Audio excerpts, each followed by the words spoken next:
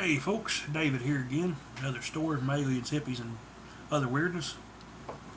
Let me ask you something.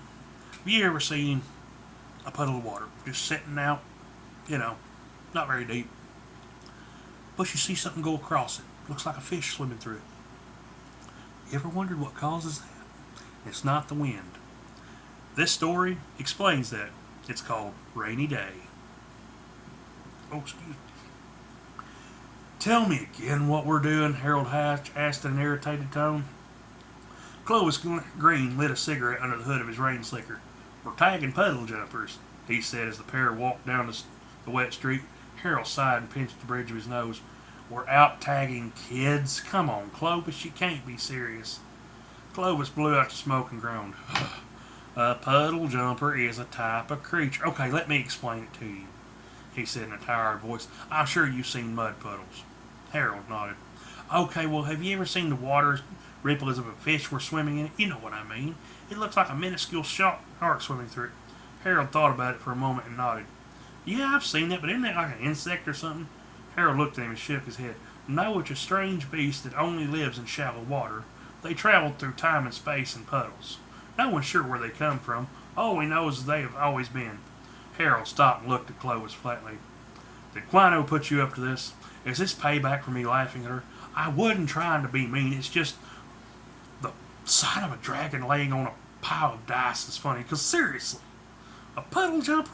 They can't be real, Harold said, expecting Clovis to laugh. Clovis looked at him and laughed and frowned. No, puddle jumpers are very real. Harold, you're married to a dragon. You adopted a psychic spawn of a minor god and a siren. You also have an alien cat girl that you adopted living with you. Not to mention you play checkers with Mothman twice a week. And a puddle jumper is too far-fetched? Harold shrugged his shoulders. Clovis, look, you know I enjoy hanging out with you, but Quino is due any day now. His words were cut short by a swirl in the puddle before them. Get ready, Clovis told Harold as he tightened a grip on a large fish net. Harold watched skeptically as Clovis swung the net down over the puddle. There was a metallic screeching as some creature thrashed away in the net.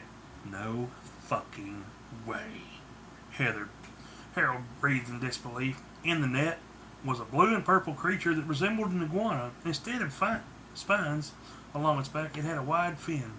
It was nearly 4 feet long and looked to weigh several pounds. Its scales rippled and gleamed with an unnatural light. Harold, hurry up, man, Clovis snapped. Harold dashed forward and handed him a small silver tag. Clovis clipped at the creature's fin. Its red eyes stared intently at Harold. Clovis released it a moment later. It hit the shallow puddle and was gone. Harold looked at the puddle stunned. It's not even an inch deep, yet it held that thing. Believe me now? Clovis asked him. Harold nodded dumbly. Good, now let's get back to work. We need to tag at least 9 more of these, and finding them is easier said than done.